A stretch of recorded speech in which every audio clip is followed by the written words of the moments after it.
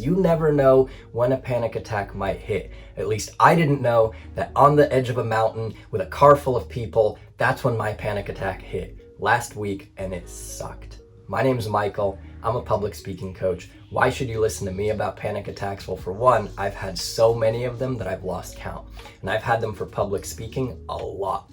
But the cool thing is, as I got better at speaking, I got better at managing those attacks, and I actually had fewer of them, to the point where they disappeared. At least that's what I thought. The other weekend, I was driving up a mountain with a car full of people. It was all my friends. We were going to a cabin. And as I'm scaling up, I look to the right and I see the drop, like a literal drop, 4,000 feet of just beautiful nature. And I want to look at it, but I also can't look at it because I'm driving and the road is windy. And all of a sudden, I start to feel all the symptoms. My heart is just like, and I have the data, I have the heartbeat, it's crazy. My heartbeat was like of a marathon runner in that moment. It was so wild. But the worst part was I started to disassociate from my body, which is a terrible feeling if you've ever had it, where like you're still on autopilot, but your mind is like a circus. It's so chaotic. And in that moment, if I didn't have the panic attacks, all of my past, I wouldn't have known what to do, but luckily I did. And here's what I did. So the first thing I did is I trusted in the law of large numbers, which basically says when you do a lot of something, you should start looking at the patterns. And I had a lot of panic attacks in my childhood and in my adulthood and before speaking and after speaking. And what I've learned is that every time, actually everything goes okay. It always ends. I always do fine. In fact, I remember I had this one presentation at Hulu and I had the same feeling of the heartbeat and the disassociation from my body, and it was terrible. But guess what? I just kept speaking. I kept presenting. Internally, I was freaking out, but externally, nobody noticed. It went fine. And so the law of large numbers says if you have enough panic attacks and it always ends and it always goes fine, then why wouldn't this one?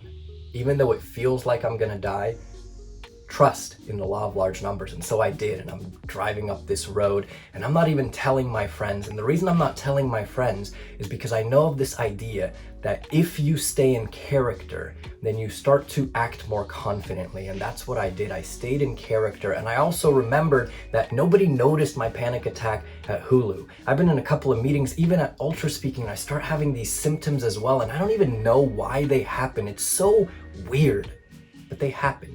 And internally, it's so chaotic, but externally, I know nobody can tell.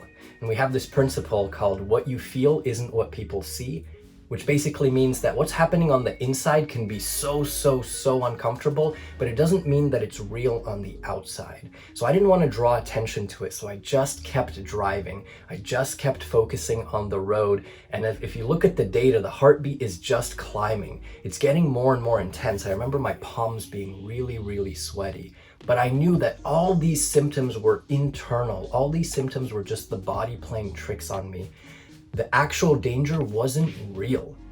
So I knew that my mind needed to overpower my body. I knew that my mind had to say, law of large numbers, what I feel isn't what people see, and that this too shall pass. And eventually, as I kept driving, all I did was I had to ground myself back into reality. What does that look like? It looks like breathing. My breath got really shallow, so I needed to count it. I needed to get it to 4 beats, then to 5 beats, then to 6 beats, and then especially the out breath. We do the same in speaking, right? If you feel that anticipation before speaking, we need to get our out breath as long as possible because it grounds us into reality. In the car ride, I started actually listening to the conversation, which seems weird, like shouldn't you be focusing on the road? Well, apparently my body knows what to do. It's driving, it's winding on the road, so what I need to do is ground myself into something that I can really control, something external. So I start listening to the conversation, I start contributing to it, because then my attention goes out of my body, out of my organs, out of my mind, and into something real.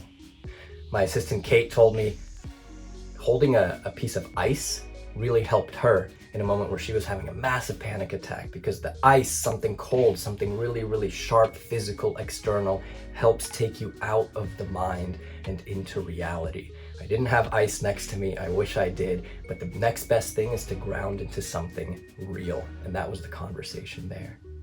By the end, I got to the cabin, safe and sound. All of us had a great time, but then I checked the data and I couldn't believe just how much effort. It's like I trained like an endurance athlete for that 20-minute stretch, and it's so wild, and I don't know why it happened. Maybe it's because I have a tiny bit of a fear around heights, maybe. All I know is that it happened, and it might keep happening, and it might happen in scenarios I don't expect. And that's why I made this video, because we can't control when panic attacks happen. We can't even control how long they last, and we can't control what happens to our body. The only thing that we can control is our mind.